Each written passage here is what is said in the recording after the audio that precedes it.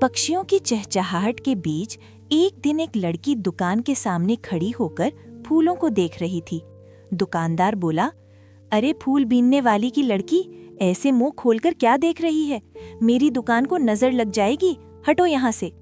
लड़की की माँ ने कहा, आप बच्चों से बात करना भी नहीं जानते, ऐसे क्यों बोल रहे हैं? दुकानदार ने तिरस्कार से कहा, तुम जैसी फूल बीनने वालों से और कैसे बात करूं? पारो बोली, माँ, इस दुकान के फूल कितने सुंदर और ताजे हैं, हमारे फूल ऐसे क्यों नहीं होते? माँ ने दुख से कहा, हम जमींदार के बगीचे से फूल लाते हैं, धूप में चलते चलते वे मुरझा जाते हैं और अपने बगीचे में फूल उगाने के लिए बहुत पैसे लगते हैं। गरीबी के कारण वे मुरझाए हुए फूल सस्ते दाम में बेच देती। फूलपाड़ा गांव में ज्यादातर लोग फूलों की खेती करते थे। 2 साल पहले बिलू के पति को एक गंभीर बीमारी हो गई। इलाज के लिए उन्हें अपनी जमीन जमींदार को बेचनी पड़ी। अंत में उसके पति की मृत्यु हो गई। अब बिलू ही घर चलाती थी। वो जमींदार के बगीचे से गिरे हुए, कीड़ों से खराब और मुरझाए फूल बीन कर बाजार में बेचती थी।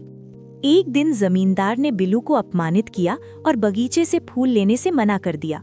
यहाँ तक कि उसने गलत प्रस्ताव भी दिया, जिसे बिलू ने ठुकरा दिया। अब माँ बेटी के सामने भूखे मरने की नौबत थी। पारो ने कहा, माँ, चलो जंगल से फूल लाएं। डर के बावजूद वे जंगल गईं। जंगल से लौटते समय उन्हें 3 पौधे मिले। एक लाल गुलाब का पौधा, एक नीले फूल का पौधा और एक लगभग मरा हुआ काला गुलाब का पौधा। वे तीनों पौधे घर ले आईं। रात में अचानक उनके आंगन में एक सुंदर बगीचा बन गया। तीनों फूलों से सुनहरी रोशनी निकलने लगी। फूल बोले, डरो मत, तुमने हमारी जान बचाई है। वे तीनों दरअसल राजा अरियन की बेटियां थीं। उनके पिता एक महान जादूगर थे। एक दिन गलती से उनके जादू से एक परी की नुकसान हो गई। क्रोधित परी ने उन्हें श्राप दिया, तुम तीनों अलग अलग जगह फूल बनकर रहोगी। जब कोई तुम्हें एक साथ लाएगा तभी तुम्हारी जादुई शक्ति लौटेगी, लेकिन तुम फिर कभी इंसान नहीं बन पाओगी। पारो ने कहा, आज से तुम मेरी बहन हो। फूलों ने वचन दिया, अब तुम्हें कभी दुख नहीं होगा, हम हमेशा तुम्हारी मदद करेंगे। उन फूलों की बहुत मांग होने लगी।